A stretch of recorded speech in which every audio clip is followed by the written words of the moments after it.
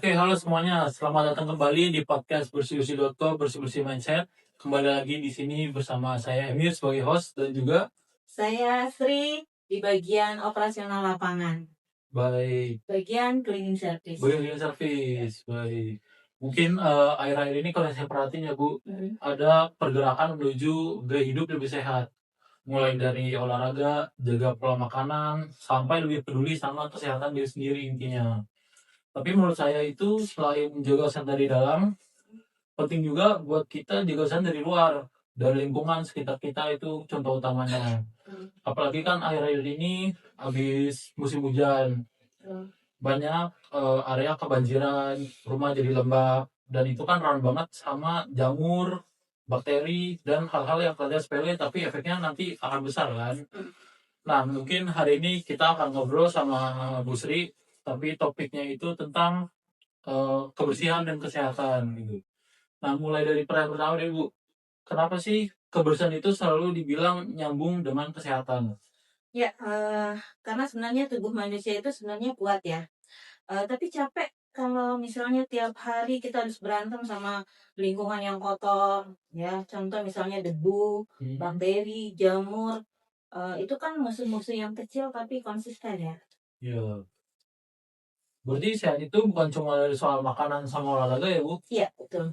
Ibaratnya gini ya, kita beli bensin, bensinnya bagus gitu ya, tapi mesinnya jarang dibersihkan. Oh Ya itu kan akan baik. menimbulkan karat gitu. Dan seringnya juga itu kita ngerasa kalau lingkungan sekitar itu aman-aman aja ya Bu, Betul. jadi bersihnya cuma bersihin simpel aja, nggak terlalu mendalam gitu ya Bu? Iya. Nah itu yang bahayanya justru yang kita anggap aman, simpel. Hmm. Kalau dari pengalaman Ibu sendiri, lingkungan kotor itu ngaruh nggak ke pikiran? Oh banget dong. Contoh ya, ruangan berantakan gitu. Bikin otak jadi kita kerja 2 kali. Ya. Kerja udah mikir tugas, contoh seperti sama kerjanya kita kayak lagi kerja ada gangguan visual. Oke. Makanya kalau habis hari diusin tuh orang-orang suka bilang, oh nyaman ya gitu. Vibes-nya tenang gitu kan. Mungkin karena itu juga ya Bu. Betul, karena bersih itu kan bikin lega ya. Iya. Terus kayak semacam kita narik napas gitu, ah nyaman gitu. Yang kita hirup juga rasanya seperti enak aja gitu loh kalau suasana bersih. Oke. Kalau di waktu Ibu ke lapangan Ibu, misalkan area habis bersihin, reaksi karyawan itu gimana sih Bu?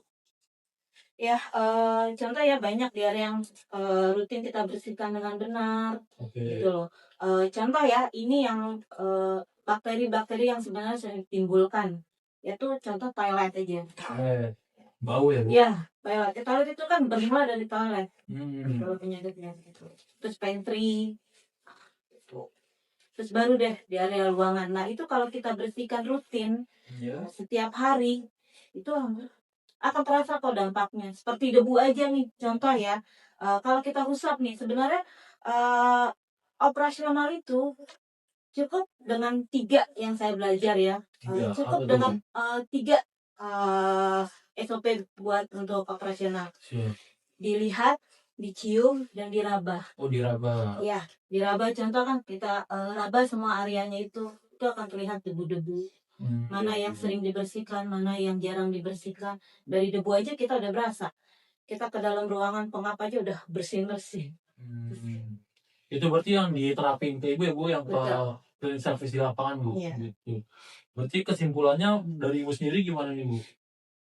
Ya, karena itu bersih itu kan bikin lega. Dunia kebersihan profesional juga di area rutin bersihkan dengan benar. Orang jadi jarang sakit. Komplain juga kita akan menurun. Baik.